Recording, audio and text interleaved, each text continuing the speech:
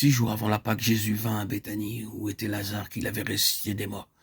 On lui fit là un souper, et Marthe servait. Lazare était un de ceux qui se trouvaient à table avec lui. Alors, Marie, ayant pris une livre d'un parfum de nard pur, de grand prix, oignit les pieds de Jésus, et lui essuya les pieds avec ses cheveux, et la maison fut remplie de l'odeur du parfum. Jean 12. C'est une fête que nous avons ici. Et cette fête comporte plusieurs éléments. L'un de ces éléments est représenté par Marie et son acte qui parle d'adoration.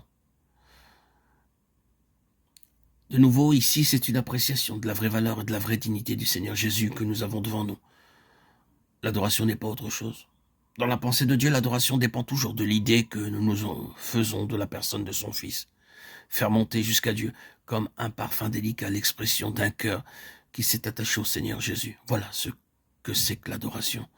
L'adoration dans son essence la plus pure consiste simplement à dire au Père ce que nous pensons du Seigneur Jésus. Telle est la raison d'être du rassemblement des siens. Telle est la leçon de Béthanie. Marthe sert, c'est vrai, mais son service est au point maintenant. C'est toujours elle qui sert, mais tout est dans l'ordre. Et il n'a pas de réprimande cette fois-ci. Son visage ne porte plus les stigmates de l'anxiété. Elle n'est plus tiraillée de côté et d'autre par la multiplicité des soucis. Elle sert dans une maison, dans une atmosphère de résurrection. Son service s'est ajusté dans la maison du Seigneur, le service tout à fait dans sa pensée, quand il est associé à l'adoration dans une juste proportion. Entre ces deux sœurs, on sent maintenant qu'une adaptation s'est opérée. Auparavant, elles tiraient chacune de leur côté, faute d'ordre et d'équilibre dans leurs devoirs respectifs. Maintenant, l'harmonie s'est faite. Voyez, si elles ne s'entendent pas à merveille, c'est un service nouveau, sur une base nouvelle. La différence est effective, elle se lit dans du chapitre 11 de Jean au chapitre 12. Et Lazare est là aussi.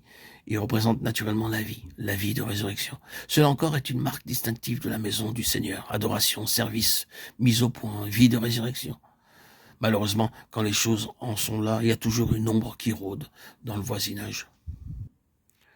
Pourquoi n'a-t-on pas vendu ce parfum 300 deniers pour le donner aux pauvres? Quand l'assemblée finit par se constituer exactement selon la pensée du Seigneur, vous découvrez toujours que le diable est aux aguets, beaucoup plus près que vous ne l'imaginiez. Cela peut du reste fort bien être un compliment pour l'assemblée, car le diable ne portera certainement jamais un regard jaloux que sur quelque chose qui satisfait le cœur de Dieu. Il en est toujours ainsi. Pour peu que vous ayez seulement le commencement de quelque chose qui doit être une satisfaction pour le Seigneur, vous apercevez avant longtemps qu'un élément sinistre fait sa ronde dans le voisinage pour tâcher de détruire ce culte et de détourner cet élan d'adoration. Qu'à cela ne tienne. C'est même une caractéristique de ce rassemblement-là, jaloux de ce que le Seigneur peut obtenir. Le diable ne le quitte pas des yeux et s'efforce d'en détourner le cours à son profit. C'est bien clair. Qu'est-ce que l'Église en effet sinon la réunion de ceux qui apportent au Seigneur Jésus ce qui lui revient? Or, de toute éternité, c'est le but vers lequel le diable a concentré tous ses efforts. Enlever au Seigneur Jésus ce qui lui revient. Il le fera dans l'assemblée s'il le peut, car l'assemblée est justement le canal par lequel le Seigneur Jésus obtient ce qui lui est précieux par-dessus tout. Enfin, notre dernière mention de Béthanie nous amène à Luc 24, 50 à 52.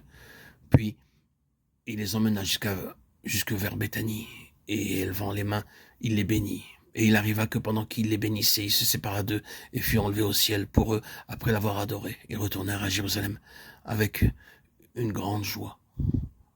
Soulignons 3 mots, il les emmena, il les bénit, il fut enlevé. Sortir avec le Seigneur, s'en aller avec lui hors du camp sous sa bénédiction et être uni à lui par un lien qui supprime la distance entre la terre et le ciel. Pour employer le langage de Paul, Dieu nous a fait asseoir avec lui dans les lieux célestes. Voilà Béthanie, voilà l'Église, voilà ce que le Seigneur aimerait voir dans la vie des siens aujourd'hui. Revoyez encore une fois tout ce que Béthanie représente. Prenez du temps pour réfléchir à ces choses et faites en sorte que le Seigneur puisse avoir en vous ces caractéristiques qui sont l'expression vraie de sa pensée. Et ce que nous faisons à titre individuel, cherchons aussi à le faire dans notre vie spirituelle collective. Que les assemblées qui nous touchent de près deviennent elles aussi de véritables Béthanies, des miniatures de village en village de la grande cité de Dieu, à Jérusalem céleste.